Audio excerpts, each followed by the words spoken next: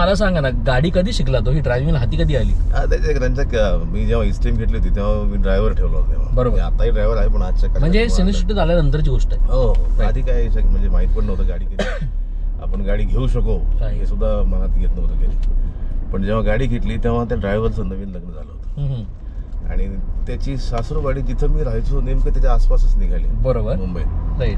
तर मग तो एक दिवस मला म्हटलं, सर माझं नवीन लग्न झालंय तर माझ्या बायकोला घेऊ का मी सोबत? तर मग ड्रायव्हिंग सीटवर तो ड्रायव्हर, त्याच्या बाजूला त्याची पत्नी, पाठीमागे मी. त्यांचे नवीन लग्न झाल्याचे सगळे रुसवे फुगवे राग अनुराग सगळं मी सहन करायचो. एक दिवस त्या दोघांमध्ये काहीतरी वाद झाले. बरोबर. आणि रात्रीतून ते दोघं निघून गेले हॉटेलवरून. अरे बापरे. ते निघून गेल्यानंतर मला काही कळे ना की काय म्हणजे करावं काय याचं. तर मग मी गाडी काढली. तेव्हा शूटिंग होतं दादा कोंडके स्टुडिओला. तेव्हा मला गाडी रिव्हर्स घेता येईना. बापरे. मी म्हटलं फारच वाईट अवस्था आहे पण म्हटलं आता हे असं करून आपल्याला गाडी शिकलीच पाहिजे. आणि मग मी हळूहळू रोज ती गाडी, मग त्यानंतर 7-8 दिवस जेव्हा शूटिंग उरलं होतं त्याच्यासाठी मी ती इस्टीम चालवत हळूहळू काही घेऊन जायचो आणि मग हळूहळू मला ती गाडी यायला लागली.